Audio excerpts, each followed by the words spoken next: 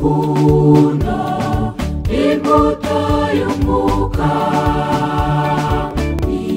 ijambo ry'Imana rivuga niyo mpamvu Yesu yavuze ati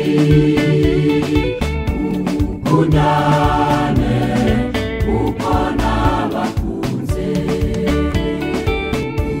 Urukundo imbuto y'umwuka ijambo Imana rivuga niyo mpamvu Yesu yavuze ati mukundane kuko nabakunze.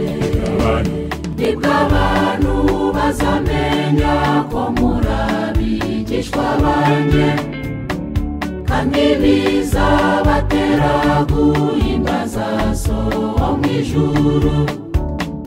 Bavuge ko mutari nk'ab'isi, nibwo abantu bazamenya ko muri abigishwa banjye kandi bizabatera guhimbaza So wo mw'ijuru. Bavuge ko mutari nk'ab'isi.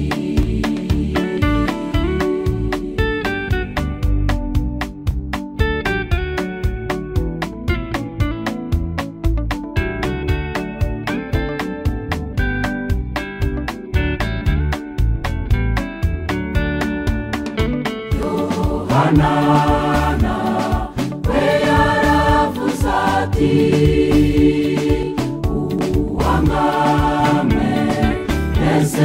n'umwicanyi kanatuwa amwenese wese ukoraryo uwasuwe Imana.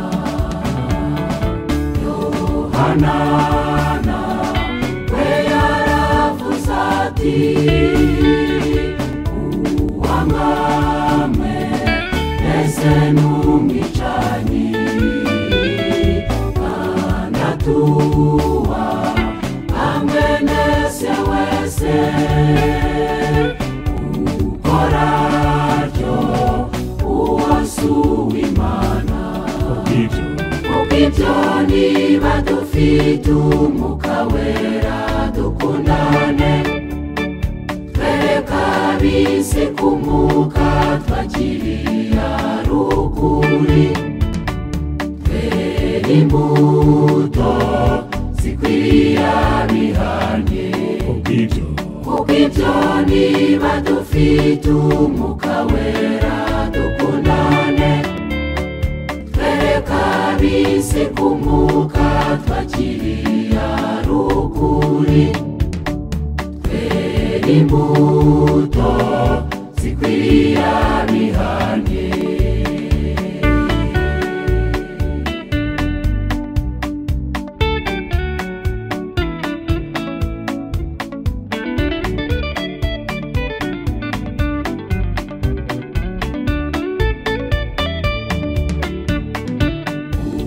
Urukundo iruba muri twe uzatuma benshi bahinduka, kandi ruzatuma Imana Data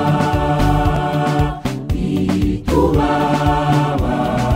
ibyaha byacu. Urukundo iruba muri twe uzatuma benshi bahinduka, kandi ruzatuma Imana Data itubaba ibyaha byacu. Petero yayobowe n'umwuka wera aravuga ati ikiruta mukundane urukundo rwinshi kuko rutwikira ibyaha byinshi. Petero yayobowe n'Umwuka Wera aravuga ati ikiruta byose mukundane urukundo rwinshi kuko rutwikira ibyaha byinshi kuko rutwikira